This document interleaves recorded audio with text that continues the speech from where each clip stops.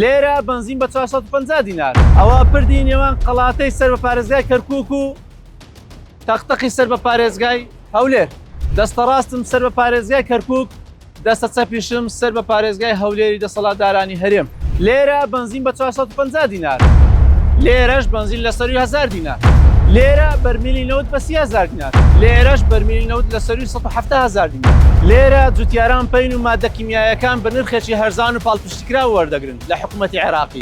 لێرەش جوتیاران پەین و مادە کیمیایەکان بە نرخێکی زۆر گران دەکرن چونکە گومرگ و سەرانەیەکی زۆر لەلایەن دەسەڵاتدارانەوە لەسەریدا دەندرێت. لێرە بەرهەمی جوتیاران بە نرخێکی گران دەکردرێت، لێرەش بەرهەمی جوتیاران پارە ناکات بۆی تێکەڵکردنی بەرهەمی ناخۆی بە بەرهەمی وڵاتانی دەرەچی. بەڵام دەسەڵاتدارانی هەرێمی کوردستان لەبەر بەرژەوەندی خۆیان و کۆمپانیەکانیان هاوڵاتیانی هەرێمی کوردستانیان بێبەش کردووە لە گشت ئەو مافانەدا. تەوتین تەنها موچە ناگرێتەوە، بەڵکو گشت خزمەتگوزاریەکان دەگرێتەوە کە گشت هاوڵاتیانی عێراقی بە یەکسانی هەموو مافەکانیان پێدەبەخشرێت. بۆیە ئێمە لە لیستی 247 گشت مافەکانی هاوڵاتیانی هەرێمی کوردستان جێگیر دەکەین لە پشتی هەرێم لە بودجێ عێراقیدا.